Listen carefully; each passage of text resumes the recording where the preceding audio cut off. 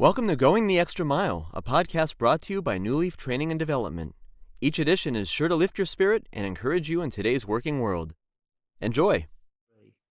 The road to better teams. I've always loved long-distance cycling.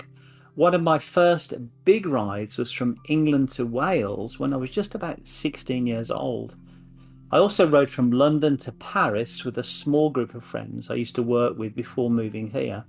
And since living in the land of the free refill, I've actually completed a handful of centuries, which is these 100-mile organized rides around the hills of Southern California. You know, there's something uniquely energizing about being part of a cycling group. The rhythmic spinning of wheels, the synchronized movement, and the shared determination to conquer the next hill. These are more than just moments of physical endurance. For me, group cycling has become a metaphor for teamwork and leadership in the workplace. And I found that the same principles that can help a cycling group thrive, communication, trust, strategy, and shared goals, are really the foundations of any successful team in a professional setting. See, when you ride in a group, you quickly learn that it's not just about personal speed or strength. It's about how well you move together. Cyclists can take turns at the front, bearing the brunt of the wind resistance while others draft behind to conserve energy.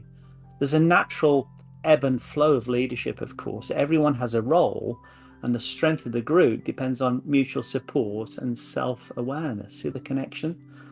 This translates almost directly into the workplace. In any high-functioning team, leadership isn't about constant dominance.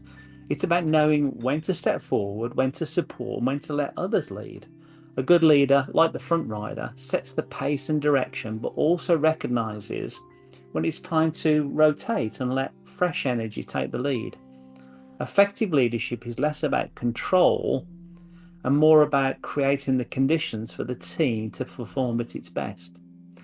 Group rides also rely heavily on communication. It's not always verbal. Sometimes it's a subtle hand signal, a shift in position, or a look back to check on someone struggling. In the workplace, the importance of clear, consistent communication can't be overstated.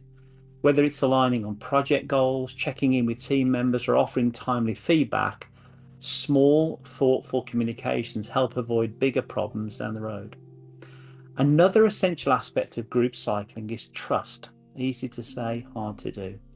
We ride very close and sometimes just inches away from the wheels ahead.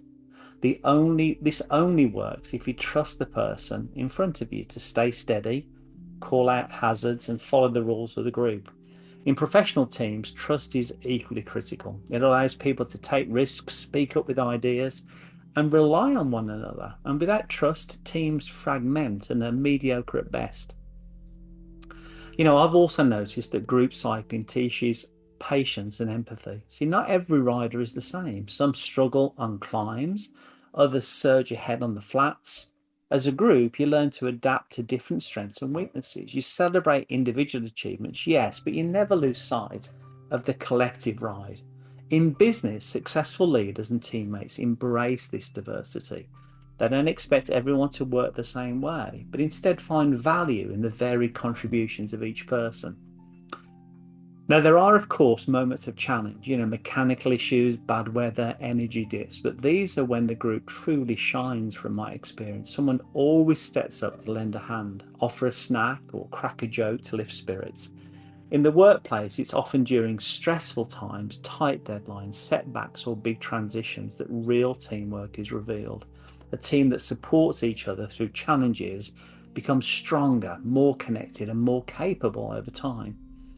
Cycling with a group has taught me that leadership isn't always about being out front. Sometimes it's about looking after those behind you. And teamwork isn't just about reaching the destination. It's about how you ride the journey together. The lessons I've learned on the road in various parts of the world now have become part of how I work, lead, and connect with others every day. So whether on the bike or in the working world, progress comes not just from power, but from partnership. And when we ride or work as one, there's really no limit to how far we can go. So let's keep moving forward. I hope you found that short story useful, and if you did, feel free to rate, review, and share this podcast.